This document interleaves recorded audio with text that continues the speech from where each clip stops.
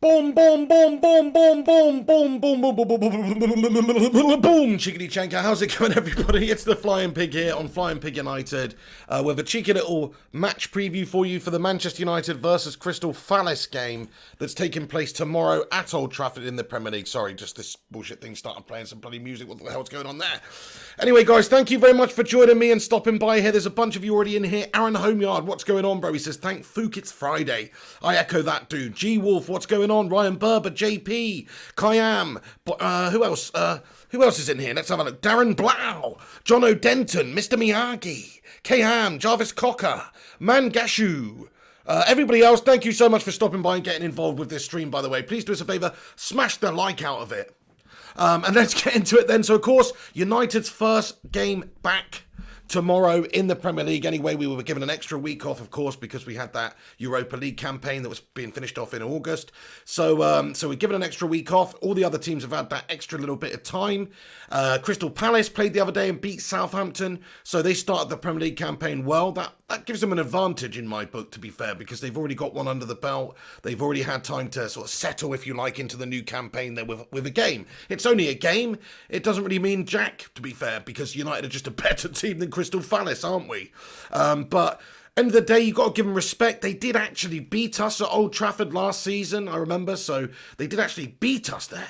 So we will be looking at getting a good old bit of redemption there, my friends. Oh yeah, a bit of revenge. And revenge is a dish best served cold, my friends. And I hope we absolutely batter Crystal Palace tomorrow. We'll get into some predictions and scorelines and stuff like that a little bit later. But I just want to go over the sort of basis of the game and what's going on and who's fit, who's not, all that sort of stuff. Predictions, team selection, prediction and all that sort of stuff. So get yours in, get your game predictions and your score predictions in a bit as well. And just firstly, smash a 1 in the live chat if you think that United are going to absolutely smash up Crystal Palace tomorrow. I'm going to put a 1 in the live chat because I feel like we're going to demolish them.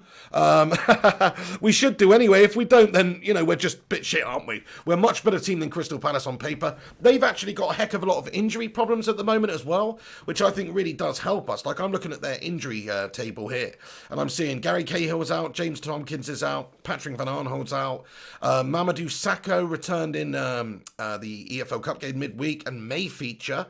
Benteke, Connor Wickham and Gyro Riderwild are all being assessed.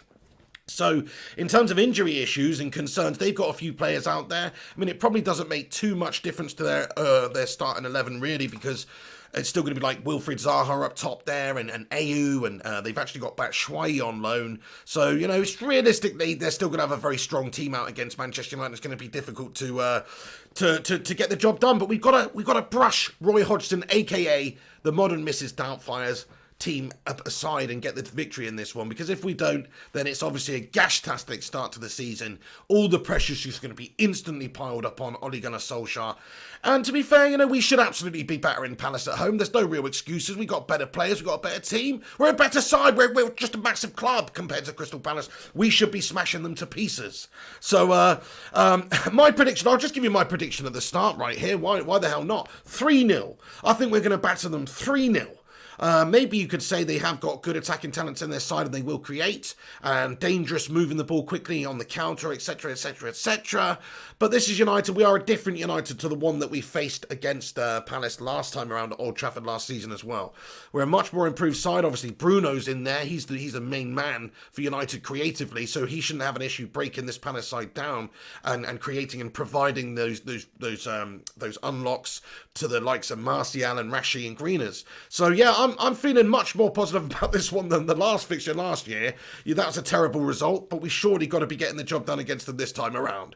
So yeah, do get your predictions in and stuff like that. I'm going for 3-0. I think the goal scorers on the day. I'm going for a Martial brace. I think Martial's going to bag 2, and I'm also going for the Bruno Fernandes penalty. Why not? Or a Bruno Fernandes goal anyway. Marco, what's going on? He says we will lose 2-1. That's not the most optimistic of predictions there, Marco. Why do you think that then? JP says, G Wolf, you timed me out. No, I timed you out, JP, mate. Basically, when I went on the chat, you had said something to... Anyway, I don't want to get into it now, mate, but basically along the lines of somebody was a failed abortion. I thought maybe not the best thing to be sat on my channel when people come onto it, mate. So you just got a warning and a timeout there, mate. Keep it clean, JP. I mean, that's a bit strong. That's a bit strong, mate. It's early in the day, mate, okay? It's ain't the nighttime show. Anyway, the United way, he says 2-1, United to concede first and United to push a win.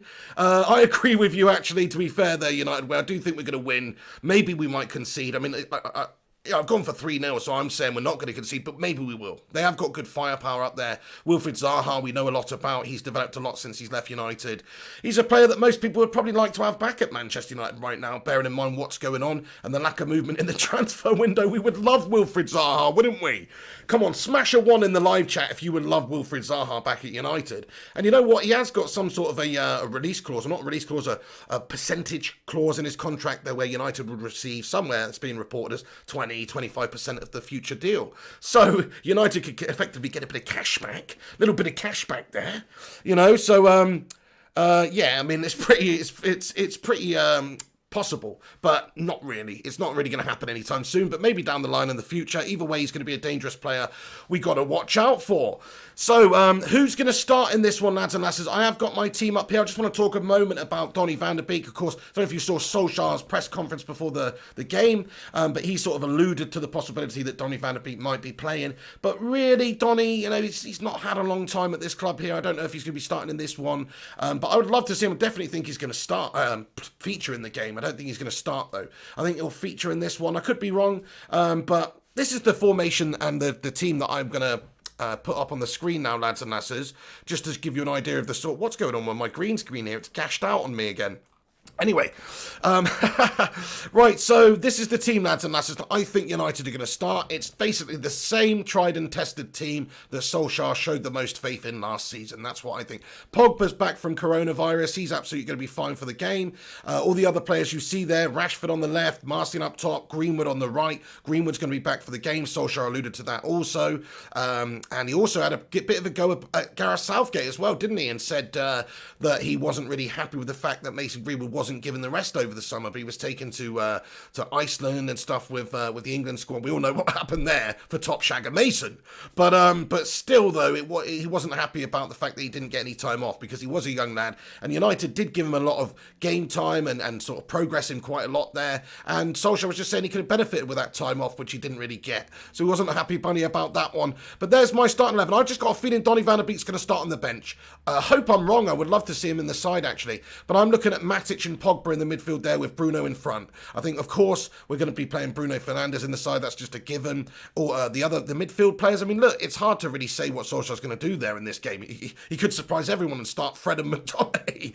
Who knows? But I really do think Matic and Pogba are going to start this one. Donny van der Beek could quite easily also go in there instead of either one of them, I suppose, whether it's Matic or Van der Beek and Pogba, depending on what Solskjaer's going to do. He might want one of them a bit deeper, play Donny in a deep line playmaker role, for instance, and have Pogba a bit more box to box, have Bruno coming deeper at times, but also still being that creative spark in the hole. So I do feel like the midfield is sort of up in the air in terms of the selection, but that's what I think he's going to do. That is his tried and tested formation. It's his tried and tested team from last year. We've only had one addition into the side, so we're not expecting any other miracles or anything else happening. The back line, Luke Shaw's back fit into the team, so I expect him to start. I think he will persevere with Victor Dwindaloff. We have just promoted Mengi, but Twanzebe's injured, and I think realistically, who else is there? Bailly. But I think he's just going to stick with that back line that he stuck with so many times last year. Lindelof, Maguire, Wan-Bissaka, Shaw. And the big number one spot as well, there's a lot of talking points here and a lot of debate is, of course, David De Gea in goal. I think David De Gea will start in this game. I think, of course, being on 350k a week and being one of the best players that United have had over the last decade, and on the back of some good international performances by Spain, I think that De Gea is going to retain that number one spot. Henderson's come into play in a bunch of games throughout the season to give competition in depth in that area also, and keep David De Gea honest. And if David De Gea does make a mistake in this game, who knows, maybe that will give Solskjaer cause for the thought to maybe drop him and put Henderson in there. But I certainly think at this moment in time, it will be David De Gea who's starting in this game tomorrow? You know, get your votes in, actually. What do you think Solskjaer should do? Do you think that De Gea is the man? Smash a 1 for De Gea, smash a 2 for Henderson. If you think Henderson should be starting in this one and we should just be giving Henderson the nod now, let me know, and let me know why as well. So there's the team, lads and lasses. I think that's what we're going to go with to start with. Maybe Donny van der Beek could put in there, but I don't really see anything else happening. Maybe Bailly, maybe, I don't know. I just think Solskjaer's going to go with what he knows, and this is definitely a good performing team for us last season. And towards the tail end of last season, you know, the last 6 months, we were pretty excellent, and we played some of our best stuff when we had Matic and Pogba in the middle there, and Bruno in the hole. So I do think that's what we're going to go with. I think it's a good, powerful combination. I'm expecting Pogba to come back. I don't know if, look, realistically, Pogba might not start also. We know he's cleared for the game. We know he's fit for the game. But he has just completed recovery from the coronavirus, so he's finished all the quarantines now, I think, and he's fully recovered, so he is expected to feature in the game. Now that is another big concern and big talking point, whether or not Pogba's going to start in this one. So let me know what you guys think about that. Gus Smith comments 2, but we won't because it's De Gea's contract. Yeah, that's a good point. He is on big money, isn't he? Good comment there, Gus.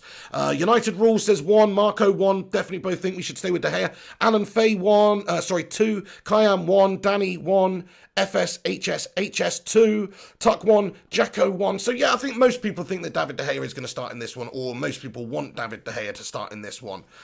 So that's my lineup for the game. I think that's what Solskjaer's going to go with. Greenwood, of course, right wing. You could argue, you know, with what's gone on, maybe he probably wouldn't start, but that's not really the case because we need him. He's so valuable to this team right now, especially because we haven't got Sancho.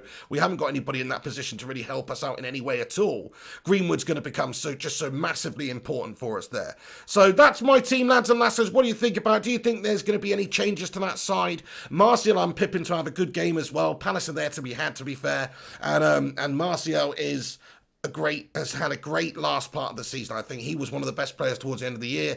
So I do think Martial's going to start this season off well. He needs to anyway, for his own confidence and for United and to get in that goal-scoring vein of form early. So I hope that happens, lads and lasses. So there's the team. By the way, if you're just tuning into the show right now, please do us a massive favour and smash that like button. Leave a cheeky little thumbs up on it if you can. That'll help this stream out a bunch. Uros Mihajlovic, sorry if I'm mispronouncing that, but shout out to you, Uros Mihajlovic, for getting in here with your comment about Dean Henderson. Yes, lad. Seriously, what's going on, bro? He says, it's a classic scenario that if we score early, I think we give them a right pasting. If not, then it's edgy as food. There you go. It's whether or not United can get the business done early, whether or not we can unlock Crystal Palace. We had that issue last season. We lost to Old Trafford to Palace. Big issues. Can't be doing that. Can't be starting off the season like this year. And but the difference is, like I said, we have got Bruno Fernandes in the team now. We have got better players. Van der Beek's obviously a very creative talent as well. We don't know necessarily where he's going to play. Greenwood is, of course, twice the player as he was last year, because he wasn't even really in the mix last year at this time, obviously. He's just a young 17-year-old lad.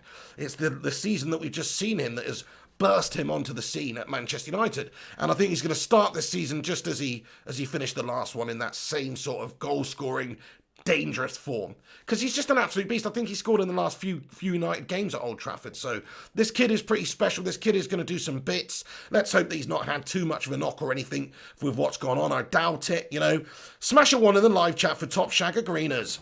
Anyway, brilliant stuff. So yeah, a few injury problems for Crystal Palace. Not really any injury concerns for United, other than we said Twantibi's out. It looks like Paul Pogba and Greenwood will be available, so possibly they'll start. I think definitely Greenwood, and probable for Paul Pogba, just because of the big name that he is, and obviously he's been here and done it. It's like chucking Donny van der Beek in there, first game of the season against Palace, in a completely new sort of footballing culture, with only having that one pre-season friendly game against Villa to go off of, which was great.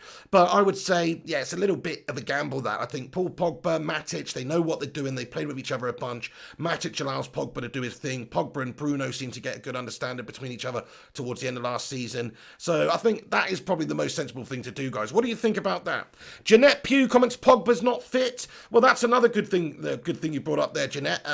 Like we said, he is just recovered from the coronavirus. I mean, he's been cleared to play, so they're both available after they've completed coronavirus quarantines. How affected was Paul Pogba, really. I mean, he's obviously a professional athlete. He seems to have got over it pretty quickly.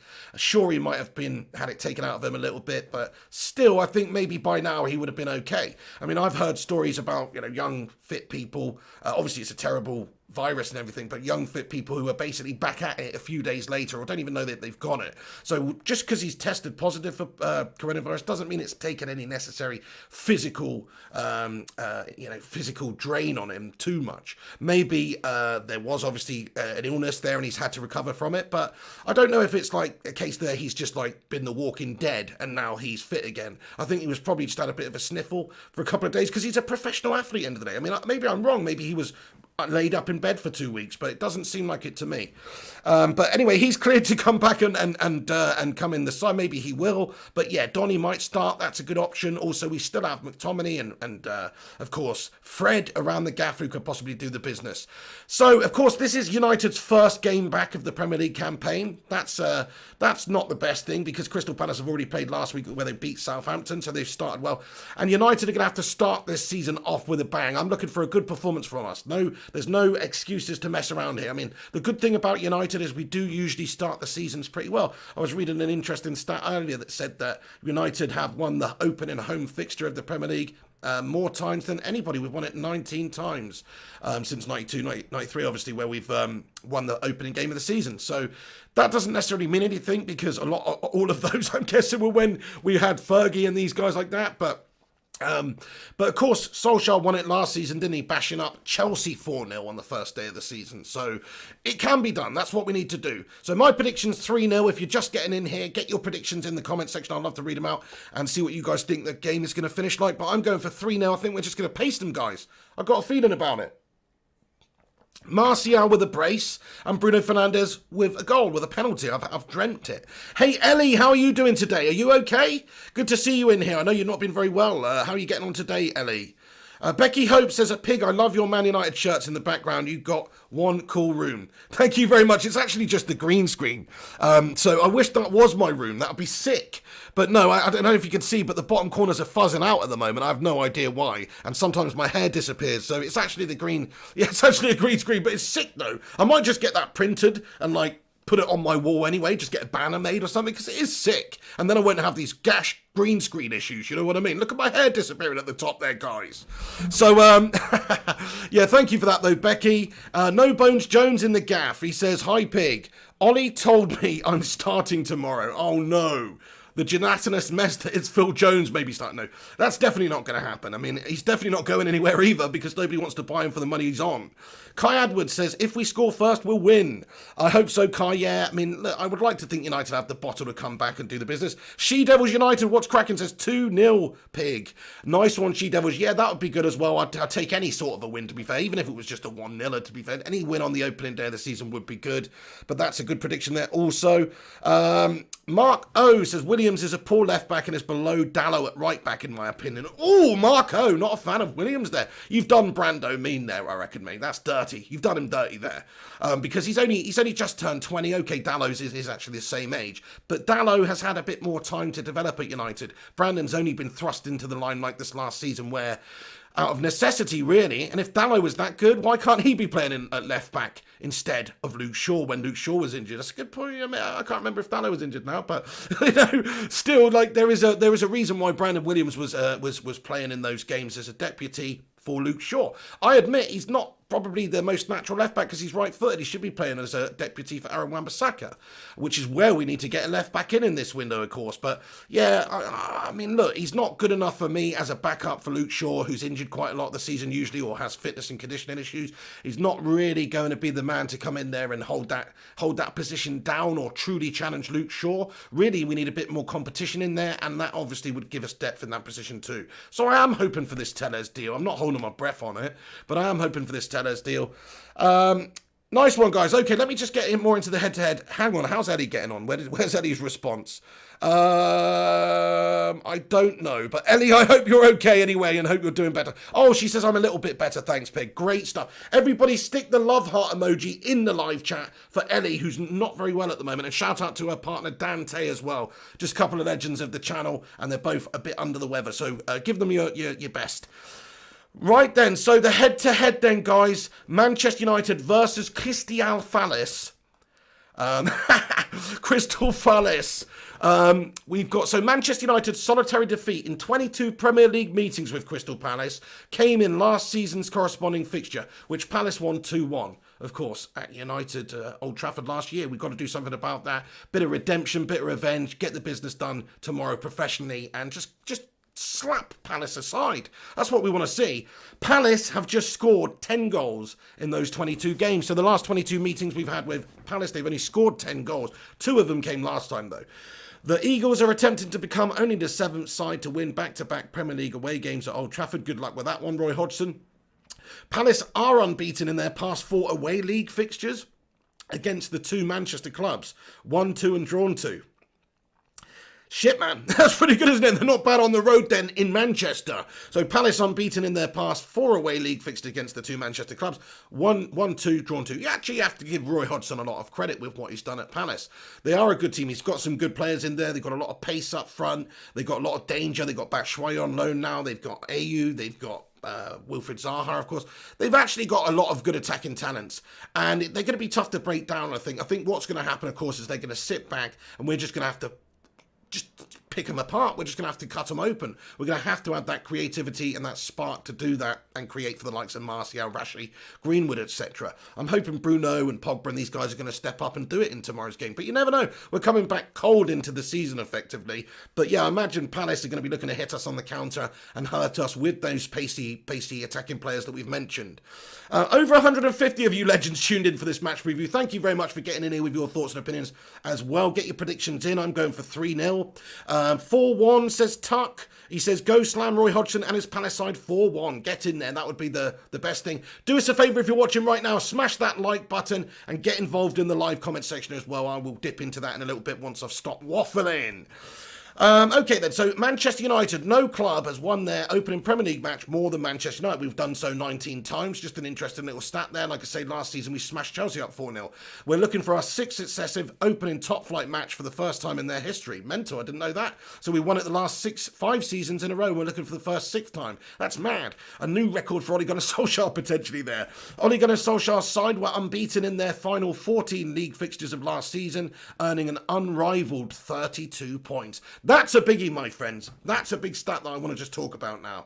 Now, we do go on about United needed to strengthen in certain areas, but actually, look at that, the last 14 league fixtures, which is over a third of the season. It is. It's a lot of games. We earned an unrivaled 32 points, so nobody else got as many points as us over those last 14 league fixtures, which means that, really, okay, you have to go back into last season for this, but we are the informed team in the league here. Don't make any mistake about it. We are the informed team of the league. It's just you have to go back into last season, and this is a new year. So that goes out the window. But it's still something to draw upon. It still goes to show you where we were at just a couple of months ago. There's a lot of stuff that's happened. There's a lot of crazy stuff that's gone on with the world since then, but I still think the United, we've got a good team that's really close-knit together here. They know exactly what they're doing. The likes of Martial and Rashley have been playing together for years now. We've added the right sort of players gradually, whether it's your Maguires, your Aaron Wan-Bissakas and your Brunos, and we still need to add more, of course. But the team is there. Like, Ollie's got the team focused. Ollie's got the team put in the right direction. Everybody seems happy, content, and it's just a different look United to the one under Mourinho, where there was all that turmoil. Now, Solskjaer has this team pretty well oiled, judging by those last 14 fixtures of the league campaign. So even though we haven't signed the players to give the players the boost, I expect us to go out there and just sort of carry on where we left off, really. I think it's a very good possibility that Solskjaer and United just get on with it and have our merry way with Crystal Palace tomorrow. I hope I'm right anyway.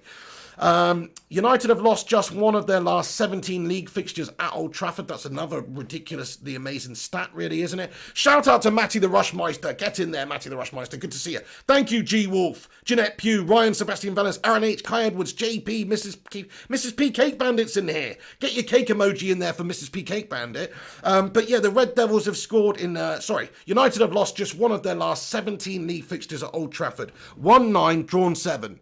I mean, that's pretty good, isn't it? I'm looking at that thinking that is pretty damn good.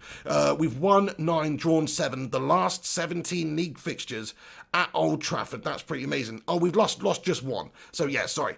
The Red Devils have scored in 13 successive league matches with 30 goals in total. We're absolutely cutting teams apart. We're doing the business. We're scoring the goals. We're mashing teams up. Like I say, the last 14 league fixtures of the league campaign last year, nobody got as many points as us. We've smashed teams to bits. We scored 30 goals in 13 league games, successive games. So come on, my son. That's something to draw upon there. Those are some great stats. If we can continue the season as we finish, we're going to be doing a lot better this year.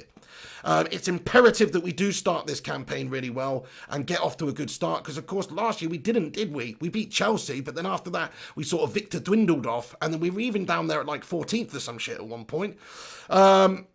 Nice one. We haven't lost a league match kicking off at 5:30 since December 2015, winning 13 and drawing 5 of 18 games. I'm not really sure if that makes a difference at all, but if time's anything to go by, then United, you know, we shouldn't lose this one either. Let's have a look at Bruno Fernandes then. I think he's going to be a key man for the game. Little stats about Bruno here. Bruno Fernandes has been involved in 20 of United's 51 goals in all competitions. That's 39% of United's goals since his debut in February, leading the team in both goals and assists. 12 goals and 8 assists during that time. Bunch from penalties, who gives a shit? It doesn't get away from the fact he's been involved in 20 of United's 51 goals. So look, he's absolutely formidable, this guy. He's been a complete breath of fresh air since coming in. He's going to be another big contributing factor to if United have a good game against Crystal Palace tomorrow.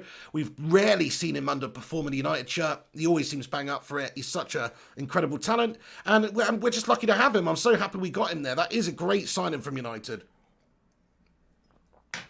because that's going to see us right for the next sort of 5, 6, 7 years. And he's such a good creative spark. He's such a good leader out there on the pitch. But look at those stats there. I mean, Bruno's the absolute man. Smash a 1 in the live chat if you love Bruno Fernandes, because I bloody love him. I've got too much of a man crush on him, you know. It's not quite David Beckham levels of man crush for me yet. But, you know, I've definitely got a bit of a man crush on the Bruno.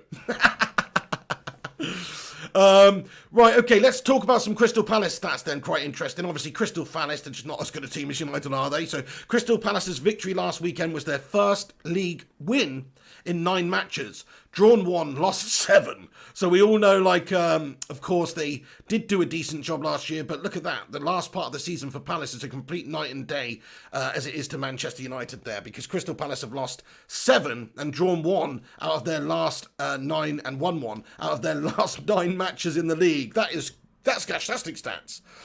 Hey, what's going on, Alex? He says, how you doing, mate? He says, Fabrizio just confirmed on IG that a left back and a right wing will arrive for United this summer. Tellez and Sancho. Could quite possibly be, Alex. That would be absolutely sexy if we could get those players in there. That would be amazing. And if he's just confirmed that, that's interesting news, my friend. I will, after this preview, I'll have a look into that. We might jump on and do something about it. But it depends on what it is, of course. I mean, look. Yeah, I don't know how he can confirm at this moment in time we're getting Jadon Sancho. So I don't know how he can even possibly do that, to be perfectly honest with you. But there you go. If he means definitely another player, I do think we are being linked with a lot of other players. We'll get into that in a transfer video, though, of course. This is just the preview, obviously, for the game. So we'll get into that later, actually, in this vid. But right now, I'm just going to finish off the preview and give you this rundown of Crystal Palace. He says that, so Crystal Palace, they're looking to start the season with back-to-back victories for the first time in the club's top flight history. So they've never actually won 2 games in a row, which just goes to show you how sort of shit they really are. Thank you, Alan T, for the super chat, mate. He says, do you think we should have bought Zaha as a winger? Yes, mate. If we got a buyback clause in there, if not a buyback clause, a sell-on clause, like we can get some cash back. So I think he is a good option. I do. If Sancho falls down, Zaha's definitely an option for me, 100%. Anyway.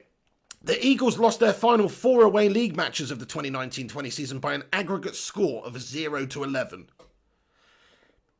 Wilfried Zaha is looking to score in consecutive Premier League games for the first time since November 2019.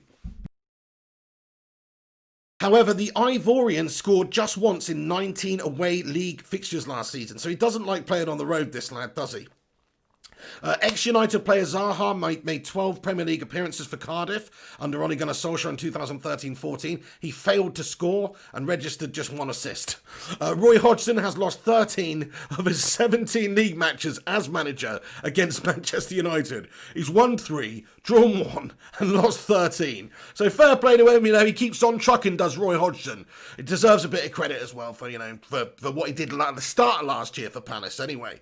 But look, he's going to have his work cut out for him if he thinks that United are not going to be turning up for this one and meaning business. It is the first game of the season, you know, so we're going to be bang up for it. Not only that, like I say, the corresponding fixture last year at Old Trafford, Palace actually beat us, so we're going to be bang up for that too. So I really do think that United are just going to put on a fantastic display. That's what I hope for anyway.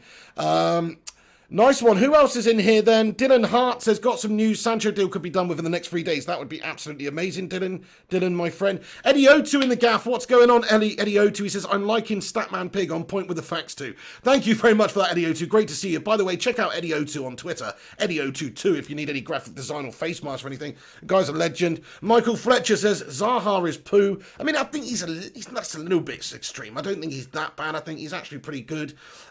He's a dangerous player. I don't think he's, you know, proper United standard. We probably wouldn't have let him go ever if that was the case. But he's just, yeah, he's gone on and improved, but he's not a top tier player. But as an option for United right now, I would take him back at the club. I actually really would, because I think he's a good option. He fits into the sort of style of football that we're playing and what we're trying to do here. Bramford 70 says, predictions on where we'll end this season, Pig. I'm going for a third or fourth, mate. I mean, look, I would like to say we'll break into the top two, but how can we when we haven't really barely strengthened in this window? And it's essentially the same team that was here last season that started the season so poorly. I guess if you actually look at the second half of the season on form, United, like we've talked about in this video, the last 14 games, nobody got as many points as us in the league. So maybe that's something to go on. Maybe we can have a better season this season, but I still think it's a lot to ask from Ole Gunnar Solskjaer. Nice one. Jonathan Gallagher says fourth, Pig. Yeah, it could happen. John O'Denton thinks second. Little bit optimistic, that one, because think about Liverpool and City. The fact they are strengthening. Liverpool are looking likely that they're going to get Thiago. And, of course, he's actually there in Liverpool right now today. So they're basically going to get Thiago. That's a great signing for them. Great signing for us. But, you know, it is what it is there, really. And then also in regards to Man City, they're still going to be making strides, and Pep Guardiola's going to have the bit between his teeth to try and catch up Klopp. It's going to be difficult. They've got better squads at the moment. Starting 11-wise, you could argue maybe United have one or two ropey positions, but overall, the starting 11 is pretty good at United, but the squad depth just isn't there to compete with the levels of quality that these teams have got. City in particular, I think they've got a lot of depth there. So yeah, I just want to get on and talk about this very quickly, which is Solskjaer's press conference, actually. So I'll just go on to this a little bit and give you my opinion and thoughts on the, you know, what he's got to say about it. But in regards to Donny van der Beek, he said basically, I'll give you the rundown on Solskjaer's presser, actually, because there's a good few things that are going to affect this game, basically. So in regards to, but it was quite interesting just to hear him on a sort of the transfer update business. I mean, just to quote him, actually, what did he say? He basically was not, he basically made it known that he does want more players at United. He's not really happy with the situation. I mean, just to read his quote out here. So he commented and said, fans will, so he was asked about whether or not United are going to do any more business for Sancho and in this window, and he responded and he said, fans will always want the best possible team to watch. Excuse me. The best possible Man United team, Solskjaer said, and that's the passion we want, and of course the history we have. We can look back 10 years or 20 years, and you can look back at the great players we have.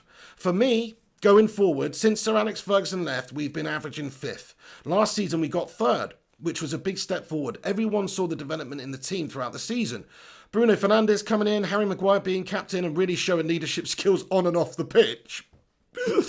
Aaron Wan-Bissaka was good, and we want to take a step forward, and we can go into the new season with confidence, but we're looking to give the group a boost, and we're working on it. So that's basically him definitely, you know, alluding to the fact that we are trying to get some business done. He says, of course, we've done some business with Donny. I'm very happy and delighted to get him in. An exceptional smashing lad that gives us something. I can't say anything about other clubs' players out of respect for them. I can't speculate. We understand that to get even further, 1, we need to develop what we have, which he has been doing, and 2, we need to strengthen the team. But let's wait and see if we manage to bring anyone in. I've been in dialogue with the club, and we're always discussing, and hopefully, let's see if we can bring anyone in. So there you go. I mean, I think that's pretty clear, really. I think that's pretty clear. As Manchester United manager, to keep this working relationship with Woodward and the Glazers, he can't just come out and say what we say and say, you know, the Glazers are having a mare and we need to get Sancho in and this is a joke. I mean, there's lots of stuff that goes on behind the scenes as well, like financially. We don't know the ins and outs of the situation right now at United, in all honesty. I mean, we should be spending the money, but there's a reason why not many football clubs are spending money right now as well. But like, he's basically said there, we want some players, we need some players. If we've done well this last season, if we want to do better this season, if you expect us to do better, then you've got to get some players in. That's pretty much what he said there. So I think that's spot on from Solskjaer. He's said about as much as he can say without really riling the people upstairs. Not even the people upstairs, the people overseas, man. So Solskjaer to me, he's handled this like a boss, like an absolute boss. I really do love Ole Gunnar Solskjaer. I think he's just the perfect, personable manager to manage Manchester United. Whether or not he's got the abilities over the next few years to kick on United and get us to where we should be is another question. I hope he does. I've been impressed by what he's done. But just as a figurehead at the club, he's perfect. He's just such a good guy, isn't he, Ole Gunnar Solskjaer? I love him. By the way, we're almost at 100 likes, so if you have not smashed the like yet, please do leave that cheeky little like rating on the video. That will help this stream, this preview out a heck of a bunch, so please do smash the thumbs up, lads and lasses, if you haven't done so. Also, get involved in the comments with your opiniones as we go along. Nice one. Okay then, so that's in regards to Solskjaer and the transfer business. I think that's pretty key and showing basically his sort of thoughts on what the situation is, you know? He wants players. He knows that we need to develop. He's done a good job developing. He said himself we've done a good job developing them. And we signed the right signings, Aaron Wan-Bissaka, Bruno, Maguire. But we need more players in there. This is also what he said about Donny van der Beek. He said that was his first goal, was for Ajax against Molde. We hadn't really prepared him too much because he was one of the young ones. He caught my eye. I saw a brave boy, but also someone who was clever with his movement. That has been his career with Ajax. He has developed and developed. I think we needed to add goals from our midfield. He's one of those who will give us the run in from behind, runs in from behind, and he adds to the squad really nicely. And he said, of course, with the three of them can start together. You've got Scott McTominay, Fred, and Nemanja Matic in midfield as well. It's not just about three players in a squad. I'm sure we'll see them together. Not going to tell you who it is, but Luke and Paul are available for the selection for how long. So there you go, you know, it's interesting. And he didn't really give too much away on who he's going to start. He just simply said he's going to keep his selection to himself. Which is fair enough. You don't want to give the game plan away to Hodgson, obviously. So he kept his cards quite close to his chest there, certainly on the goalkeeper situation as well. When asked about what's your plans with the goalkeeper situation, he said, I can't give you the answer. He says, I'm not going to tell you the team today, but the goalkeeper training has been fantastic to watch, so enjoyable, highest possible quality you can imagine. I know goalkeeper coaches are enjoying working with them and the stuff they do. Some of the stuff is fantastic and it's going to be interesting thing for many to follow. So yes, I think that's a very fair point there, because we've now got Dean Henderson in there. It just gives that goalkeeper unit a bit more sort of camaraderie, a bit more competition there. They're all training together. So it's quite interesting, isn't it? He says, I know it's great to see Luis Enrique talk about David the way he did after the internationals. Coaches who work with players have got the respect, and he shows his respect. When he talks about it, it'd be nice if the press talk about what a great goalkeeper we have. And it'll be great if the press write about, but Sergio has not come back yet. He's had some extra time, so Sergio Romero not back at the club, to write about not problems between the two of them, but they've worked really well together. So there you go, guys. That's quite interesting. And in regards to whether or not so there you go. Get your voting again. David De Gea, sticker 1 in the live chat, or Dean Henderson, sticker 2 in the live chat. Get your opinions in. Mr. Justice says, hey Pig, Pogba only returned to training last week and hasn't played any preseason games, so might not be fit to start this week. And it's a fair point, but all of our players have only played one preseason game. Okay, I see what you're saying. A lot of players on international duty actually have been playing, so that's true. But yeah, no, you're right. I mean, he might not start the game, but like I said, he's a professional athlete. A lot of people with this virus don't even really feel it, to be perfectly honest with you. A lot of people are asymptomatic. I'm not saying he was. Maybe he was up in bed for a few days when it's taken its toll on his body and everything. But it was a while ago. He might be fully fit. That's why I'm saying maybe not fully fit, but I don't think anybody's fully fit here. That's why I think in one way Palace have got a little bit of an advantage, because they've already played that one Premier League game at Premier League pace, which they won against Southampton last weekend. So they've already had that. We don't have that. So we're all going in cold. So I understand what you're saying. Yeah, I understand what you're saying. Maybe we'll see what he does. If it's McTominay, Fred, Matic, Pogba, Donny van der Beek, we're not too sure at this moment in time. I would expect it to be Matic and Pogba, or maybe Matic and van der Beek. That's what I would expect, but obviously I do not have a crystal ball. In regards to Mason Greenwood, though, everyone, this is what Solskjaer had to say about him being in contention for a starting berth in the side, which, of course, he should be starting in the side. Who else are you going to play? Dan James or bloody Messi Lingard? No, mate, definitely not going to happen. He said, yeah, he's part of the group. With the testing and COVID protocols, he trained by himself for a little while, and as soon as possible, he's a big part of this group. This is where we feel at home, not comfortable. We challenge him. We've got people looking after him, had a plan with him throughout the season, and it worked very well. He needed rest. I look at the interview he did for the FA, and he's talking about looking at this season when it's over, and it's the first day of the new season. He's an 18-year-old kid who needs managing. So Solskjaer wasn't too happy with England, and obviously the fact that he went away with them. But he's going to be playing. He says, yeah, he's part of the group. He's a big part of this group. So Mason's definitely going to be playing. He's definitely the most talented right winger we've got to play there. He's not even really truly a right winger, is he? He's literally can play anywhere across the front line there. But we're just using him at right wing because we don't have anybody else there really that's good enough. I mean, you can't play James or Lingard or Pereira or Mata or anything. It's just it's a shit option. So Mason Greenwood definitely the best option for us there at this moment in time. I don't care if he's a top shagger and got sent off by the England side. I don't give a crap about that, to be honest with you. I care what he does for United right now. And look, if he comes in and bags the goals, he's just, I just love Mason Greenwood. He's just such a good player. 18, so we got a special talent. They should absolutely be playing in this one. Nice one, guys. So yeah, that's basically the ins and outs of it, really. Just to give you a bit of a rundown on the team. There's only a couple of players that may not feature for Manchester United. Most of the players are fit. We'll see if Pogba starts. For everybody that's getting in here right now, I'll just put it up again. There's the graphic of the team that I think is going to start tomorrow,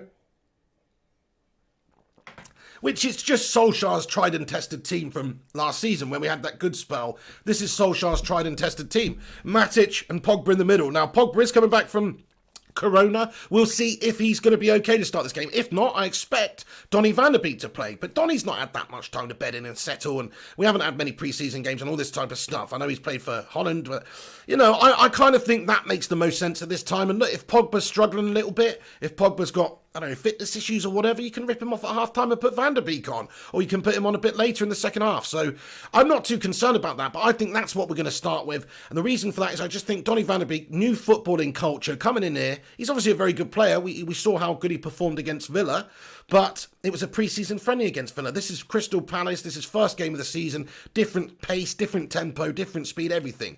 So to get him up to standard, get him up to scratch, it's not going to happen overnight, I don't think. He might well play, though. He might well start. Right then, lads and lasses, I'm going to get into the comment section now. So get your thoughts and predictions and all that stuff in about the game. Just to give you my overall prediction again, if you're just joining me, 3-0 to United. 2 goals from Martial, 1 from Bruno. I think Bruno's going to run the show. Martial's going to cap them off. And I'm just feeling like we're going to batter Crystal Palace. If you look at the form, like we were talking about, United have got the best form going into the last season. The last 14 games of the season, we have the best form. We got the most points and accrued the most points over that time. Whereas Crystal Palace, they had one of the worst. They had one of the worst forms. They almost got ready at the end of the season after a good start. So in terms of form, then there's a good chance that Manchester United are going to be able to just brush them aside. I hope anyway. Fergie99, hello mate. He says McTominay, Van der Beek and Bruno in midfield for me. Yeah, that could also be the option as well. That really could. We haven't seen too much of it. I mean, that's what he did play against Villa though. So yeah, that's a good shout actually, Fergie99. He seemed to sort of go for our B team against Villa though, so it's hard to say what you actually do. But that is that's a very good point. So a very good point, Fergie99, because he did play start those 2 players against Aston Villa in the pre-season friendly. So maybe that's who he's got earmarked for this starting 11 this time around. We'll see. Mrs. P. Cake Bandit with a super chat. She says, bye Mr. P. Love the tart with the rank feet. A nice one there, Mrs. P. Thank you very much for getting in here with your super chat, love. Hey guys, do us a favour and smash, you said it, love, and smash the like button. Hit that thumbs up. Leave a cheeky little like on it and get involved in the comment section now, because I'm going to go and cover all of your comments for a little while. We'll stick around for a good while. So, 15 minutes. We'll make this about an hour. I think we've been going about 45 now. So we'll make this about an hour. I'll get rid of that team then. De Gea in goal as well, for anybody who's wondering. I think that's what's going to be the starting player in this team. Bloody hair disappearing. It winds me right up. Ooh, this green screen, man. I'm going to get this image printed and just put it on the wall behind me. That's the best bet. I love this image. But this green screen's janky. It's jankified, my friends. Anyway. Whatever. So let's get into the comments section, everyone. KM comments, my workout is eating food, JP. JP says, pigs, pork, scratching toenails. Oh my God, no. My missus's toenails are a thing of beauty, by the way. You know, I was just joking yesterday. Steve Buckley comments, hope you're right, pig will not be easy. Thank you very much, Steve Buckley. Yeah, it's not going to be easy. They did beat us last year at Old Trafford, so we've got to keep our wits about us. I just feel like we've progressed a lot and come on a long way since those days of being absolutely gash-tastic at the start of last season. So I do think that we've developed and enhanced this squad a lot. Solskjaer's enhanced the players a lot. If you think about where Tony Martial is as a number 9 now, he's way advanced than where he was at the start of last season. He took a good time to sort of adapt and bed into that position, but he seems to have made it his own now. Hopefully he can get 25 goals this season in the league. United's number 9 needs to do that. Right wing, Greenwood, I mean, he's come out of nowhere, obscurity really from last season. He was absolutely brilliant. 18, he's good enough, he's old enough, whatever, he's good enough. So he's going to be playing, he's a dangerous proposition for anybody to come up against. Like, literally, I remember watching that England game, which I can't remember which one it was now, some bloody England game the other day, and Mason was on the pitch for a few minutes, and he basically did more than all the players did before him. So I think he's just got that raw talent. He's got that confidence. He's not afraid out there. He will run at people, and he's just got, more importantly, bags of ability. Like, you know, both feet. He just seems to be able to knock it on round someone, get that half a yard of space, and get that shot away. Just instinct, out of instinct. So I think Greenwood's just a special talent, a generational talent. We're talking about Sancho being a generational talent. I believe Mason Greenwood is a great generational talent. He's going to be one of the best players of his generation. So we'll see what happens for Mason. He's got to keep his feet on the ground and stay injury-free and not be rushed too soon. Like, that's why it's imperative United get another right winger in this window, even if it is Ismaila Sarr or somebody, you know, another cheaper option or whatever, because Greenwood can't do it all. He can't play in all those games there, and simply put, we don't have the quality there. If you're going to stick Dan James in there, or Pereira, or Lingard, or Mata, or somebody else, then the side just instantly loses something. So that's no good. So Greenwood's going to have a big role to play in this squad this year. He's been given the number 11 shirt, goes to indicate what sort of a meaning that has, and what Solskjaer thinks about Greenwood and how much he's going to be involved. So I'm expecting Greenwood to just start as he finished last season. He's just such a natural talent. He's going to be awesome. So I'm looking for a big game from him. Rashford. I want to talk about Rashford, guys. Tony Shields says Greenwood will be on a high with the drugs. First class gamer, how are you doing, matey? Great to see you in here. And Gungshi's stopping by as well. How are you doing there, Gungshi, mate? He says, hi, fellas and fellasses. I like that one, fellasses. I never heard that before. Sort of sounds like molasses, but the feminine version. He says, nice to see you. To see you, nice. Thank you so much for that, Gungshi. Great to have you in here, pal. Hope you're having a great day. Waveform Multimedia. He says, apart from Donny van der Beek, who the hell does Ollie have here on the bench? Youth? Well, yeah, I mean, he's promoted Mengi. I don't know. I think we're going to get another player or two in soon. I don't know if you guys have seen James Garner's just gone to Watford on loan. Now, you can read into that what you want, but we are, of course, linked with Ismaila Sarr. Now, Liverpool are the favourites to sign him, but maybe that's just a little bit of a sweetener from Eddie Woody Woodward in terms of trying to build up this relationship with Watford to maybe do a deal with United for Ismaila Sarr. And I'm not saying Ismaila Sarr's the answer to all our prayers, but he's 22. He cost 40 million a little while ago for Watford. He's got good prospects, and yeah, it's a good option. It's a good option for us right now. Liverpool want him, so it's a good option. I think we should try and get him if we can. But anyway, Neil Duffin, hello to you, my friend. He says, good afternoon, mateys. United are a shambles in every transfer window. Woodenhead and Glazers are incompetent. Fork them all. Support Ollie. Spot on, Neil Duffin. Absolutely. We've got to get behind Ole Gunnar Solskjaer. It's not his fault that the Glazers not backing him and Woodward's not backing him properly and haven't got the players in before the season's even beginning. That's the sickening thing. Okay, Van der Beek, but we needed more players in before this first game against Crystal Palace, surely. So we had a better squad and we had time to work with these guys. So it's just a completely awful window again, whichever way you look at it. Terrible window from us. But you've got to back Ollie if we do start badly. I mean, we should be brushing Palace aside. There's no excuse with the squad we got.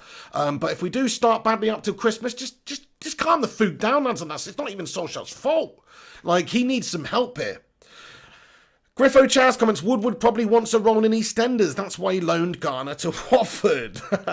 Quite interesting. Yeah, what is he going to get a role in EastEnders for? As like a spud in on the market stall stand or something like that, in the potato stand. Is that where he's going to be? That's the only role he's going to get in EastEnders.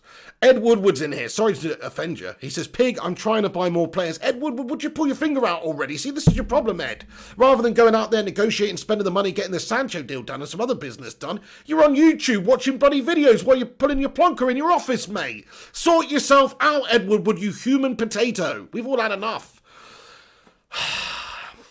Right then, get your thoughts and opinions in the comment section, guys. I want to hear from you all. Jonathan Gallagher, how are you today, mate? Night Whisper. He says, remember to give it a like. Thank you, Night Whisper. Really appreciate that, dude. Yeah, if you're watching and you haven't done so, smash that like button, guys. Thank you. The United Way comments, if you're a true Red, you back Ollie to the hills, following him into battle against the Glazers. Back your manager. Totally agree with you there, John, mate. 100% top lad, United Way, by the way. And, yeah, I totally agree, mate. Like, what is the deal with fans already? It's like they're poised. It's like they're poised to jump on Ollie. Some of the fans, supposed fans of this club, they're poised to jump on Ollie. I still see people criticising Ollie. There's even people saying stuff like this. If you go around social media, you'll find people saying stuff like this. The reason we can't sign players like Thiago and Sancho and these guys is because we don't have a big name manager, because we don't have an Ancelotti, because we don't have a Mourinho, a Pep, a Klopp. That's the reason these players are not coming to us, right? And there's just some basis to that, but that's just preposterous, man. We signed Bruno Fernandes, we signed Harry Maguire for 80 million, Aaron Wan-Bissaka. You don't even need to sign the big name prima donna players right now. We've tried that. It doesn't really work for us. Sometimes it does, but most of the time we get our pants pulled down. So we're trying to do things a little bit differently. Solskjaer's building for the future. He's building the foundations. He's having to do it differently. I don't think that's true anyway. United's such a massive football club. The real reason the shackles are on United in the transfer window is because of the owners. Because of the owners, that's it. And that makes it a lesser attractive proposition for a player to come to a club that's in this situation that we are, where we're shackled by our owners, whether you really don't know whether we're going to fully invest each season to season to fully challenge for the title, which if you're a top player, you want to do. You want to be challenging for titles. You want to be challenging for the Champions League. So I don't get that at all. I think that's bullshit. I can sort of understand it in a way. It's right. You know, Solskjaer's not as high a profile manager or has as big a reputation in the coaching game as Mourinho or as Pep or as these guys. That's just a fact. But he's still a manager at a big club, and we finished third last year. Plus his management style, I think, from a player in the modern game, from the outside looking in, you would want to play for Solskjaer. You would love to play for Solskjaer. Not saying he's not going to give you a rollicking sometimes, but I just feel like he's the sort of nice, personable coach you want. Gone are the days when I think these modern day footballers, they do sort of need to be wrapped up in cotton wool to a degree. The Alex Fergusons, I don't know how he would be getting on in this modern era so much, certainly in his Aberdeen days and his early United days. And then people like Mourinho, you're seeing them fall out with players publicly because his style of management is quite abrasive. It's abrasive, and a lot of people are sort of, there's that snowflake expression people use. I think it's kind of true. I do think football has gone soft in a lot of different ways, whether it's out on the pitch with challenges and decisions and all that, but it also behind the scenes, Roy Keane, you're not going to get Roy Keane swinging punches at David De Gea in the dressing room anymore, I don't think. I think football's just changed a little bit more these days. So anyway, yeah, nice one. Paul Vanderbeek, hello to you, mate. Jarvis Cocker says, spot on, Pig. Thank you very much for that, Jarvis, mate. Appreciate it. Jeanette Pugh says, we tried that with big managers. That's exactly right, Jeanette, exactly. Louis van Gaal, big name manager, got some big name signings, didn't pan out. Jose Mourinho, one of the biggest profile managers ever, didn't pan out. David Moyes. Nice one, guys. Cad Aldeer, how are you doing? Ellie says, thanks, Griffo and Gunchy. Yeah, I do hope you're feeling better, Ellie, and thank you so much for getting in here today. Nice one. Marco Perret says, Solskjaer is the best that happened since Sir Alex. He's absolutely changed this squad. Totally agree, Marco Perret, mate. Like, he's developed them brilliantly. The players that were underperforming under Mourinho all of a sudden are coming on nicely again. Luke Shaw. Who else was there? Martial wasn't really anywhere up to the standard. Rashford, I think, has come on majestically under Solskjaer as well. This season anyway, maybe the end of the season was a bit dodge. Matesh Lakhani comments, the owners have pumped our transfer budget and spent on their shitty US football team. It seems like it. It seems like they're just milking us and that's what they're doing now. But I think they've been doing the same thing to that shitty American football club for years as well, by the sounds of it. So, they're spending now probably because they're in America and they don't want their house fireworked again. Jonathan Gallagher says, Ollie's played the best football since Sir Alex Ferguson. Totally agree. Totally agree with exactly everything you said there in terms of the style and the amount of goals we scored towards the end of the season as well. Like we went over it. We scored, 30-odd goals in 12 or 13 games towards the end of the season in the league. Good amount of goals, almost 3 a game on average. So pretty excellent stats going in towards the end of last season, and a lot of great quality goals as well. Like the team spirit, the team goals, those majestic team goals that United are so known for. Those swift, moving, sweeping moves, with such great class and skill and precision. That was all on display this season. So we may not have been able to do it consistently over the year. That's where we have to get improved. We have to improve our consistency. We have to become a better team. We have to be winning more often. It's as simple as that. At United, we can't be losing your 2-0s to your West Hams and your 2-1s to Crystal Palace at Old Trafford and shit like that. You can't get away with those fixtures anymore. It's the top teams, when you go up against them and tussle with, fair enough, you're going to lose some. That's just how it is. But everyone else, we've got to be getting the better of them, really. Certainly tomorrow, we've got to start with getting the better of Crystal Palace. K-Am says, nothing wrong with helping JP. JP, what's going on with you today, matey? He says, K-Am, stop pretending to be a mod.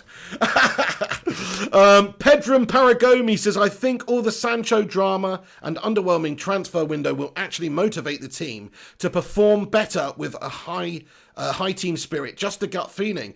It's a very interesting point you make, Pedram. Like I said, look, Chelsea got 7 or 8 players coming in this window. It's mad. Just think about all those different personalities, all those different adaptabilities. Like some of those players are going to adapt to the Premier League like that. And other players are going to take a little while. And other players are going to feel homesick. And other players are going to feel like, oh, crikey, am I getting enough game time? And there's all these different factors you have to put in there. And it doesn't always mean you're going to perform like that out there on the pitch. Because there's a lot of factors in there. And I think, look, Lampard's obviously done well getting these players in. Roman's spent the money, and I do think they're going to be very good. And players like Werner are certainly a player I would have liked to have seen at United. I think he's got a great goal-scoring head on him, and I think he's going to score a shit ton of goals for Chelsea at the top of that team this season. I really do. But it doesn't necessarily mean that the whole team's just going to gel and they're going to walk off with a league or anything because they spent a bit of money. No, you've actually got to get them performing. It could be another bloody Middlesbrough jobby. But really, I do think that, because like you said, where we are as a team, the spirit, the players, the camaraderie, the team spirit, everything that sort of unites this team is all 100% great. Like, it's great. We've got a great vibe. The team seem happy. They're content with the manager. They love the manager. They're trying for the manager. And I think everybody's pulling in the same direction. So that's the most important thing, isn't it? It's not just about having the personnel. It's all about having that team spirit and that chemistry and just having that good team. That's the key word here. It's a team. And so I agree. Actually. Marco Peretz says, Fabrizio said winger and left back will come to United. That's very, very interesting, isn't it? I mean, let me just go on his Twitter or something and see what he's got to say here. But look, we are going to do a transfer video later on in the day anyway, so we will give you, of course, a big update on what's going on. So Gareth Bale to Tottenham, here we go. We know that one. Thiago's Liverpool player. He signed yesterday night. Bullshit. Leicester have signed Senge's under after medicals completed today. Holy shit. Leeds are still in talks to sign Rodrigo de Paul. What else is there? Gareth Bale and Sergio Aguero have left Madrid and they're both flying to London, which we knew about anyway. David Zappa-Costa leaves Chelsea. Roma manager Paulo Fonseca will negotiate with Manchester United to have Chris Smalling back. I'm in contact with Chris himself. He wants to come back to Roma and we want him. I hope I'll have Smalling here in some days. So there you go. Obviously, we've been telling you about that anyway. But yeah, anyway, I'm not going to... I'll get into that in the transfer show later, lads and lasses. Obviously, this is... Let's get back to the game tomorrow real quick. Matt Rush, thank you, my friend. He says, subscribe to the channel. Yeah, if you're just getting in here, if you're new to this show, hit that subscribe button, click the bell icon to be notified when we post live. We cover everything to do with Manchester United on this show. There'll be a transfer show later on today as well, so keep a lookout for that. We usually do it around about 9:30, but if there is any big breaking news, obviously I can jump on and do a sort of quicker reaction and something like that if there is breaking news. Also check the website out, flyandpigunited.com as well. That's our website that goes along with that. All the links in the description to the social medias as well. But subscribe to the channel if you're new. Get involved. We've got a great community on here. We're all passionate United fans. Not all of us, actually. There's some other football fans in here from other clubs and stuff stuff like that, who most of them are pretty sound, to be fair. You do get your occasional lead scummer and stuff like that. You're a little bit, you know, but most people are proper quality in here, to be fair. So shout out to everyone who's a part of this channel. Do us a favour, smash that like button as well if you haven't done so yet. Please do leave a thumbs up on this preview. I'll be doing previews for every single Manchester United game this season. Well, actually, no, league games. I'm not 100% if I'm going to like preview shitty League Cup games and stuff like that, but certainly league games I will 100% preview. And of course, in regards to the games, we're going to be doing watch-alongs for every single game. If you don't know, there'll be a watch-along on this channel starting about, I guess, about 10 past 5 for the game tomorrow, which is on at 5:30 kickoff. So come back to the channel tomorrow, set a reminder, and get involved with a watch-along too. It should be a laugh. Hopefully we'll smash them up. Hopefully we'll smash them a bit. So I'll commentate on the game and let anybody know who's unable to watch it also. So if you're driving around or working or just don't have Sky Sports or whatever it's on, then you can keep up to date with the watch-along. So get involved, lads and lasses. Right, okay, I'm going to answer a bunch more of your questions, everybody. Thank you so much to you all for stopping by and being a part of this show. Get your thoughts in quickly. I'll answer a bunch before I go. So then, Eddie O2 says, take care, guys. May catch you on the watch-along. Hope the United smash the Palace. Legend Eddie O2, thank you very much, and I hope I smash you up on that head-to-head league as well, mate. 856 Robbie, what's going on? He says, hey, Mr. Pig, I'm a Leeds fan and I love your channel. Can't wait for the big game, mate. To be fair, I don't know if I've ever known that about you, 8563 Robbie. To be fair, like, you've been involved a good bit here and you've always been non-abusive, which, to me, doesn't usually go hand-in-hand with a Leeds fan on this channel, mate, but that's a nice breath of fresh air, mate. Appreciate that, Robbie. Ted Zavala says, Pig, do you have a PO box to send you stuff? Do you know what? I don't, mate. I don't have a PO box. Maybe I should get one. But I mean, what are people going to send me? I feel a bit uneasy about that. You know, I don't want anybody's used underpants and stuff like that. You know what I mean? I don't want anybody sending me horrible stuff like that. See, you're opening up yourself to a world of hurt by having a PO box, my friends, aren't you? You know what I mean? Who knows what you're going to receive in the post? Ago Kelly says, Tellers and Sancho on the way to Manchester. That's not strictly true at this moment in time, but hopefully that is the case. Jonathan Briffin says, Piggy, did you hear that Palace have 3 or 4 first-team players injured? I did, mate. I still think they've got a good bit of potency there, but yeah, just to give you the an update, guys, on the injury situation at United. Pogba's back, Greenwood's back. They were obviously isolating because of sort of their different situations, but they're both back in the side now. Also. Who else came back into it? Let's have a look here. So, Paul Pogba and Greenwood are available yet. So I think the only player that's not really available is Twanzebe, possibly.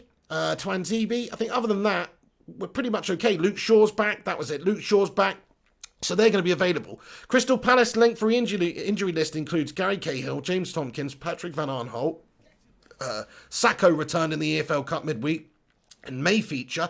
Christian Benteke, Connor Wickham and Jairo Riedewald are being assessed. So yeah, they've got a good few players out there, and they may even have a few more players out if they're not fit after that assessment.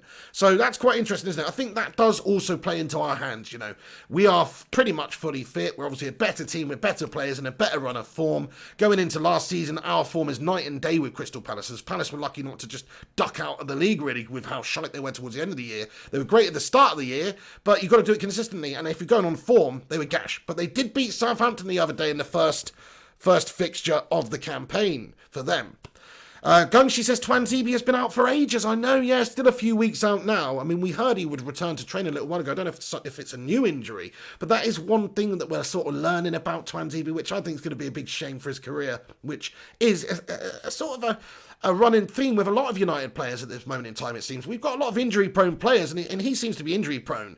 I mean, if not for Eric Bailly being in and out the side and stuff like that as well, like, he might have cemented a good partnership with Maguire now, but he's either getting sent off for being a lunatic or throwing his body on the line and putting some sort of muscle or getting an injury. He's a lunatic. And then we've got Twanzebe who's injury-prone, Luke Shaw's injury-prone, Pogba was out a good bit last season, McTominay was, you know, so Rashford. So we need to keep our players fit this year. I think that's going to be key. Never mind having a squad that is 2 or 3 players away from really challenging. But if we don't keep all of our players fit, especially the key areas like Bruno Fernandes, Rashford, Martial, Greenwood, basically they're all key areas really because we don't have any depth in those areas, you know, Wan-Bissaka, but certain players, if we don't keep them fit, we're pretty screwed. So we do need to hope that we don't have the same injury concerns that we did last season, where we had Pogba and McTominay out for ages in the middle of the season. Luckily, Fred and Matic bossed it for us, but, you know, we don't want another situation like that at all.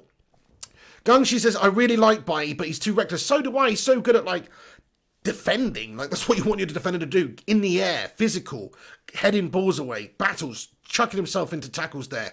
But he does it a little bit too much for his own good. I mean, he's reckless, isn't he?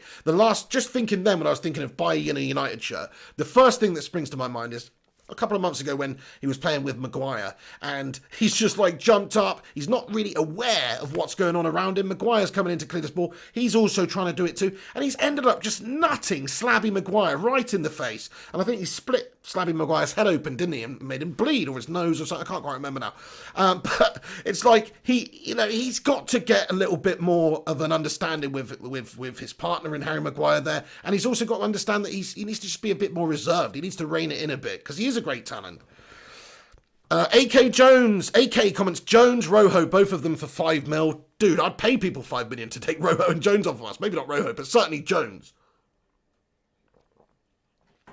Jono Denton says, we have a fully fit team, not like last year. Very good point, Jono.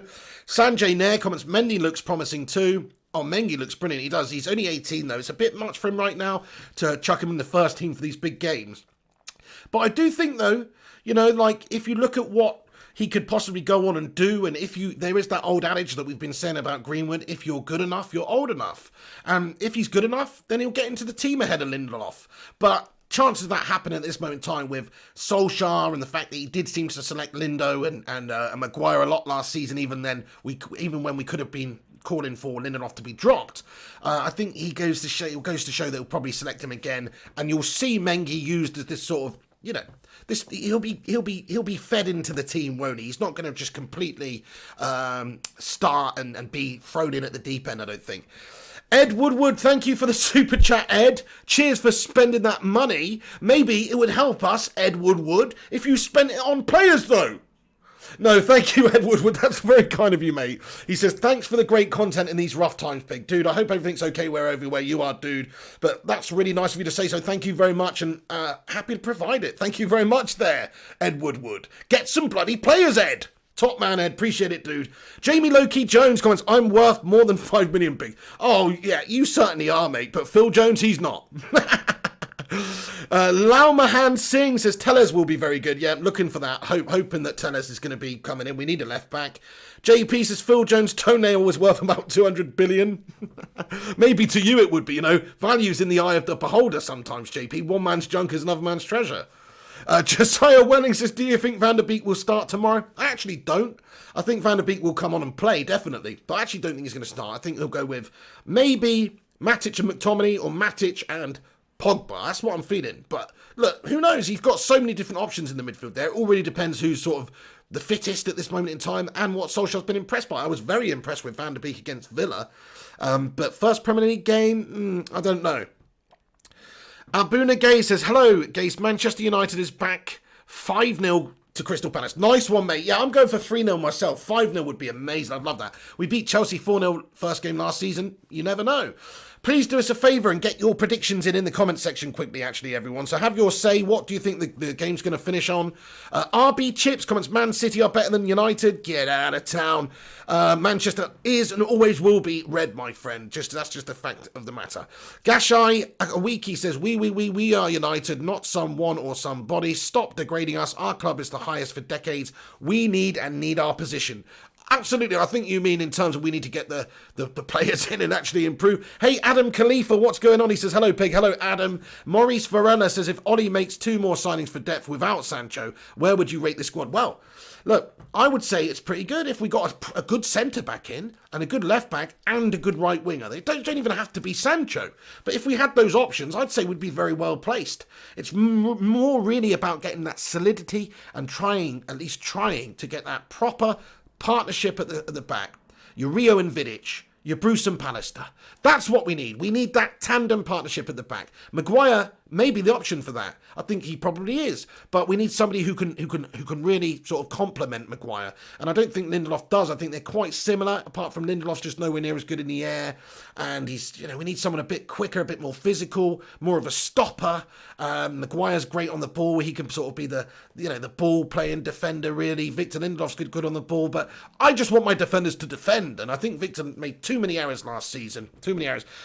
I mean, actually, towards the end of the year, if you go over and sort of look at, like I said, I mean, nobody got as many points as us towards the end of last season, and it can't have been all terrible from Victor, but he still is not up to the standard for me.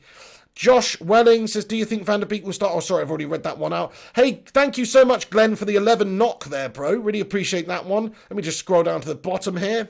Thank you for that, Glenn. Top lad. Jarvis Cocker says, it's not going to be easy. Roy Hodgson is a fox and will make it difficult.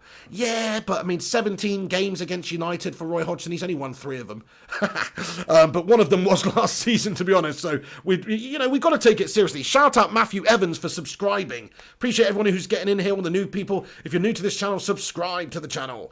Josiah Welling says, what place do you think will finish this evening? I'm going 3rd or 4th. Mark Voot says, hi all you lovely mods. How you doing today, Mark Voot? Great to have you in here, pal. The Vootinator. King Kamal Ahmed thinks Palace are going to win. You got some minerals on your King Kamal to say that. No, fair play. You're entitled to your opinion, mate. I mean, I personally think United will beat them.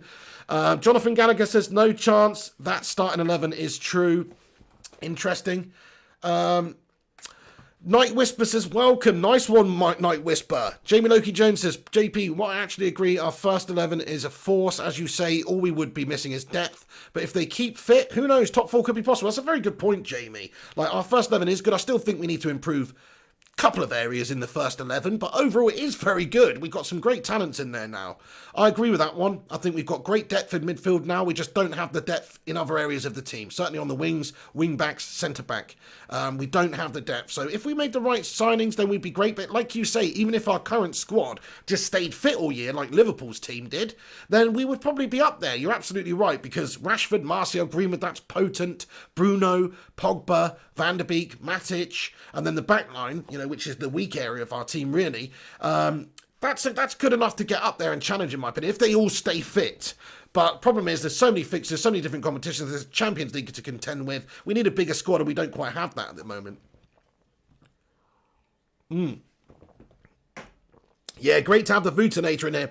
Make Chowdhury comments, what do you think about the morale of the team after disastrous transfer window? Do you know what? I think that they'll be quite happy with it. In a way, some of the players, they're only going to be playing, really, because of the lack of activity in the transfer window. So I think they'll try and prove a point here and try and keep their place in the team. Maybe convince someone that we don't need to get a centre-back in or something like that. But that's an interesting point you make there. I mean, look, some players will be disappointed, obviously, that United haven't made more strides and added the depth. But other players will probably be quite content that their job's still safe in the team. I don't know. Johan Thomas Isaac, he says, do you think if we lose the game we would gear up on our transfers? I don't think it has much of a bearing. I think we're desperate for them anyway. Surely the board know that if they really want to strengthen and listen to what Solskjaer's been saying. I mean, Solskjaer said himself in the press conference that he has been having these talks with United, and they're trying to get new players in. So we just have to see what happens. There is a few weeks left of the window. It's just classic piss poor preparation from United again, because we should have got them done early on, so Solskjaer could have worked with them and had them for this game and had them bedded in and settled. Now he's going to have to do that mid-season. It's not ideal. OP Dragon, hello mate, I'm doing good today, OP Dragon. How are you doing, the Dragonator, mate? Great to see ya. JP says, low-key, we achieved top 4. We need title challenges and Champions League late stages. Yeah, I agree. That's what this club should be ultimately aiming for, is challenging on all fronts. We're a little bit away from that in terms of the squad, though. Josh Smith says, if we get walloped 3-0 by Palace, believe a good 2 players will come in. I don't know if it'll make all that much difference, but yes, I mean, look, you might get a reaction from it, but I think you'd also just get a lot of Ollie Outers instantly come out of the woodwork as well, because to be fair, with this squad, we should be beating Palace at home, of course. Matt Rush says we've hit 155 likes. That is brilliant, lads and lasses. Thank you to everybody that's joined today and got involved and had your say with the preview. Do us a favour if you haven't done so already, and smash that like button, lads and lasses. Do leave a cheeky like on it. That'll help us compete with the big channels and all that stuff. Appreciate it. We've got a great community of legends on here. Thank you for all the support recently, everyone. Tuck says 4-1 it's going to be. Nice one. I hope that's right. Lee Charles Ferguson. How you doing, Lee Ferguson? Oi, oi to you too, my friend. Zokanawama Zote. He says, like and subs for Pig. Thank you, Zokanawama. You legend. Night Whisper says 157 and still going up, Matt. Nice one. Hey, Jason Rike. How you doing, Jason Rike? Hi to you too. Jimmy Sefuka says, United are going to win 3-1. tuned in from Uganda. Shout out Jimmy from Uganda, my friend. Great support over in Uganda. I was watching some of my statistics. There's a bunch of viewers in Uganda. So shout out to all the United fans that tune into this channel from Uganda, including you, Jimmy. And I hope that is going to be the right answer, mate. 3-1 would be beautiful. Just any win to start off this campaign where we score a few goals would be very nice. Jeanette Pugh says, the way we played last season, we should be good for top 4. Yeah. Four, do you mean 4 goals or 4th place? Either way, either or would be good. Neil Duffin says, start Van der Beek, make a statement. Everyone has to step up, no freeloaders. Good shout, Neil. Yeah, I mean, I'd like to see him, and it would make a statement. You're right about that. It would. It's also a little bit of a gamble because he's not played in the Premier League before up until this point, but he does look good enough. So yeah, if he's fit, if he's available, I wouldn't begrudge him a start. Absolutely not. I think he would be a great player to put in there, actually, because it does, you know, it gives him a little bit of an emphasis to go and do something. Maybe he could just have a special game out there for us. Hopefully he wouldn't crumble, though. Griffo Chaz says, the scenes when United go in to create player mode and give us some new players. Josiah Welling says, who's going to be our top scorer this season? It's got to be Tony Martial, doesn't it? Playing at number 9. I know he wasn't last year. If you think about the fact that Rashford got as many goals as Martial, and Rashford was injured for a bit, so was Martial, but when you consider that, Martial's got to step up a bit this year. He's got to get 20-plus goals in the league. 25 for me. That should be his target, 25. Nice one, Ed Woodward. Night Whisper says, I want silverware this season. Well, that's another thing. If we finish 3rd or 4th, that's a bit crap, isn't it? We don't want another season without silverware. It would be nice to get a trophy, but we need the squad capable of doing that. We need the tools to be able to do that. Jason Rike says, hey Pig, can you please give me a shout out because I've liked and subscribed? It would make my day. Shout out to Jason Rike. Thank you very much for that, dude. Appreciate you showing the positivity there and liking and subscribing to the channel, mate. Shout out Jason Rike. RP0D says, new season, Pig, good luck with the show because there's no hope for United. Oh, mate, thank you for that, dude. I mean, look, there's hope for United even if we don't get players in because we do have a good squad that finished 3rd. But I hear what you're saying. We shouldn't be accepting of that. We should be trying to close that gap with Liverpool and getting the players in now. So I fully agree with that one. Hey, how's it going, Danny Crouchar? How are you doing, Danny? Johnny Gallagher, what a legend. David Whitford says, hi Flying Pig, we will beat Palace, mate. Yes, I hope so. I hope so. Robert Bell, hello Robert, says 1-0 either way or 0-0. Not confident that we'll win tomorrow. United need to be. Yeah, that's a good shout. I mean, look, we could start the season off crap, but I do think we're going to batter them. It's a different United to the one we played last time at Old Trafford against them last season where they beat us 2-1. It's a different United this time around. Sanjay Nair, how are you doing, Sanjay? He says, I am worried about Joe's blood pressure. Should we lose tomorrow? Good shout. You should be worried about my blood pressure. So should I. Yeah, Gungshi says, great to have members from Africa. We are truly internationale community. You're right about that. Yeah, there's loads of people tuning in from Africa these days. So just shout out to everybody around the world, whatever continent you're tuning in from, you know, whether it's Asia, Africa, Asia like you, Gungshi, Africa, like a bunch of the viewers that we've got in here at the moment. We've got people from the Caribbean watching a lot as well, like a lot of Trinidad and Tobago, Jamaicans tuning in, etc. So this is a multinational, international channel. Shout out to you all for watching, guys. Okay, I think I'm pretty much going to wrap this up. If you want to just get a last couple of comments in, if I've not responded to you, because that's what I try and do, trying to respond to everybody, then get your comments in. David Whitford says, loving the shirt, Flying Pig. Thank you very much for that, dude. Tuck says, what percentage do you think Sancho is to come now? I'm 60-40. Same with me, but I think 40% he will come, 60 he won't. So I'm the same split, but just maybe a bit negative. Aaron Homeyard says he's going for 2-1 Pig to United. Get in there, Aaron. Yeah, any sort of win would be brilliant for us. I would take that. I would take it. I'd like to see us get a better win, but I would take that.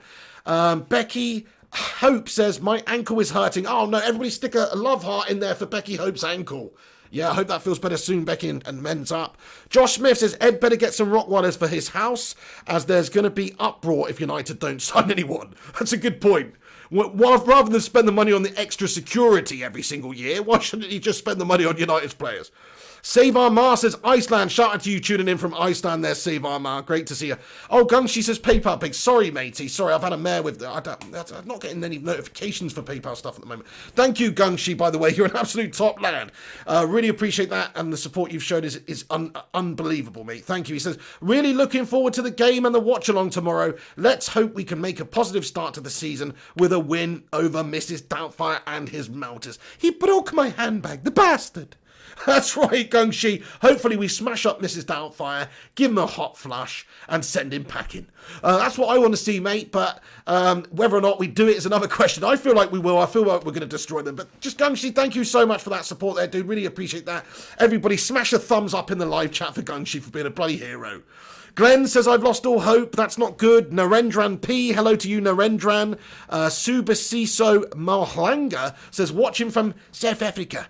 Great to have you in here, boss. Tuning in from South Africa, mate. It's lovely to see you. Thank you, dude. Chuckwu Chinagorum. Great. Good lad. Ihuma Stephen says, what's the situation with Sancho? We'll get into that a little bit later in the transfer show, but, you know, there's no more concrete movement right now at this moment in time. Kagame Noah says, tell me who is not ready to play tomorrow. Who's not ready to play would be potentially, I guess, of course, Twanzibu's injured. It depends on Pogba, if he's coming back from Corona, if he was affected by that virus much or not at all, like some people weren't. So we'll see what happens. Nice one, guys. Marco, legend. Lucy Galbraith, great to have you in here as well. She says, have you seen Fab reply to the United fans saying left back and women incoming step by step? I haven't, but people have told me about it on here. I'm definitely going to have a look into that and find out a bit more information now, guys. So thank you for bringing that all to my attention. Prince M1 says, what the F, Sancho? Jamie Loki Jones, Becky, you flirting all because my dad is single. Oh no, it's the love connection again on the Flying Pig channel. Jeanette Pugh, JP, First Class Gamer says, I like how Pig doesn't do Gungshi's Asian accent, LOL. Gungshi's from Wales, mate. Gungshi is from Wales, you know what I mean? I would be talking a little bit like this if I was pretending to be Gungshi, don't you know? Oh yes, I would be talking like I was from Cardiff or something like that. But yeah, you know, sometimes it's best to just try and not do everybody's accent, if you know what I mean. But anyway, G Wolfie says 177 legends liked this. Kagame Noah, thank you, love you too, my friend. Night Whisper, Lucy Galbraith. That sucks on the notifications. Have you clicked the bell? If you haven't clicked the bell, Lucy, make sure you click the bell and set it to all as well, because if it's on personalised, you might not get them all. But even if you have set it to all, and even if you have subscribed and clicked the bell, there's still a good chance you won't get the notification, because that's just YouTube for you at the moment, guys. It's mashed. All right then, everyone, I'm going to wrap it up now, but thank you for tuning in. I'll just read Neil Duffin's comment out lastly. He says, agree with the Pig, 3-0, Phil No Bones Jones playing left back in the changing room. Left back in the car park in his pink Lambo. Nice one, guys. Okay, I'm going to leave it there. But look, if I haven't responded to you, I apologise. I try to respond to basically everybody, really. But come back after this video is finished and get your thoughts and opinions. Get your predictions in the not live comments after the game. Come back and let me know what you think is going to happen in this game against Crystal Palace tomorrow. Also, make sure you do come back for the watch along tomorrow, lads and lasses. We're going to be watching the game live on this channel, commentating on the game throughout. If you've never seen one of these watch alongs before, you might be in for a treat. It depends entirely on the game, but sometimes we get pretty into it, let's just say that. So get involved, lads and lasses. Thank you for watching. If you're new, smash the subscribe, smash the like button. Get involved after the video with your comments in the comment section. Get your thoughts and predictions in. Okay then, guys, I'm going to wrap it up there. Eddie Benson, by the way, Eddie, sorry, mate. I didn't see your PayPal you sent over yesterday until, like, way later. I don't know if you heard my response to it, dude, but shout out to Eddie Benson as well, one of the newest channel members, and he sent me a PayPal yesterday just to show his support. So thank you, Eddie Benson. Right, okay, I'm going to leave it there, guys. Have a great day. Thanks for watching. This is The Pig. Come back in a minute. Get your thoughts and opinions in. Predict the game tomorrow. Give me your starting lineups as well. Like, if you think that the starting lineup's going to be different to the graphic I showed earlier, then come back and have your say and let me know who you think's going to start. Especially in that midfield, actually, because it's going to be interesting to see who Solskjaer does go with out of Pogba and, of course, McTominay, Fred, Matic, Van der Beek. So come back, let me know what you guys think. I'll see you on the next one. Thanks for watching. Take it easy. 9:30 tonight, there'll be a transfer show. If there's any real major breaking news to do with United, I'll jump on and do a vid immediately. So keep a lookout, guys. Stay classy. This is The Pig. I'll see you on the next one. Again, have a great day. Peace out, Marco. Peace out, Ryan Berberspin9, Becky Hope, JP, Matt Rush, Gungsy, First Class Gamer. Every single one of you. Have a great one. This is The Pig. And come on, United.